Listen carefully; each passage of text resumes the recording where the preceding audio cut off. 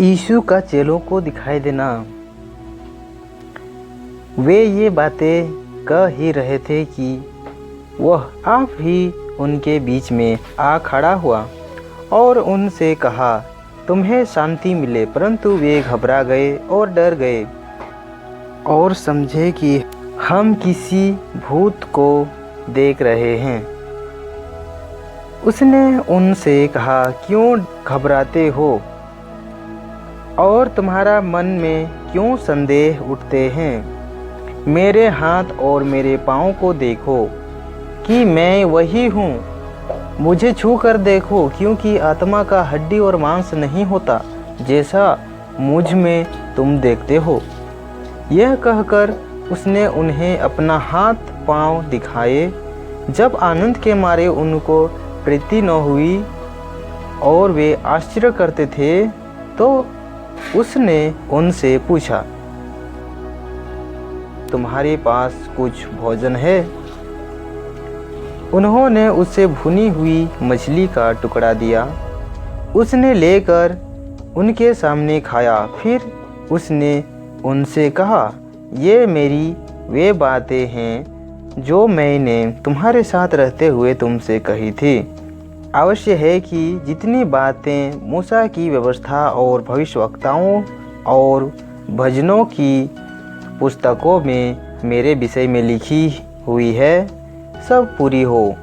तब उसने पवित्र शास्त्र बुझने के लिए उनकी समझ खोल दी और उनसे कहा, यों लिखा है कि मसीह दुख उठाएगा और तीसरे दिन मरे हुओं में से जी उठेगा और यरूशलेम से लेकर सब जातियों में मन फिराव का और पाप की क्षमा का प्रचार उसी के नाम से किया जाएगा।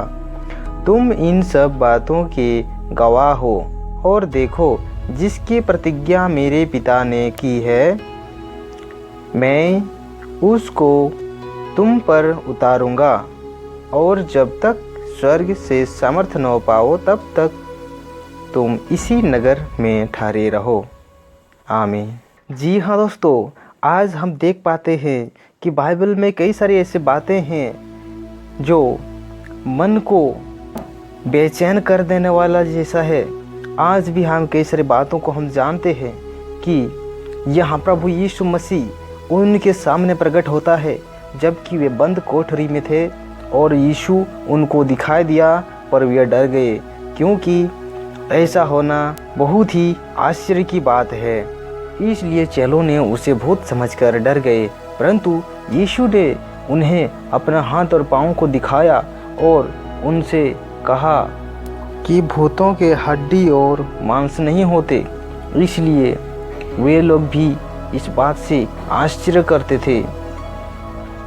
पर उसने कुछ खाने को मांगा जो वहाँ पर भुनी हुई मछली थी, पर उसने खाया और उन्हें दिखाया, पर वे उस बात को समझ नहीं सके जो प्रभु यीशु मसीह उन्हें बता रहा था, इसलिए कि उन्हें बूझने की और समझने की सामर्थ्य नहीं थी, और यही प्रभु यीशु मसीह ने उनको दिया।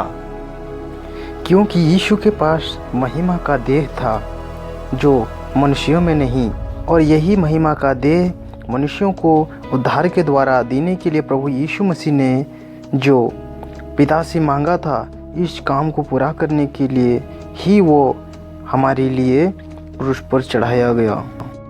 इस वीडियो के माध्यम से प्रभु आपको ढेरों आशीष देवे। आमीन।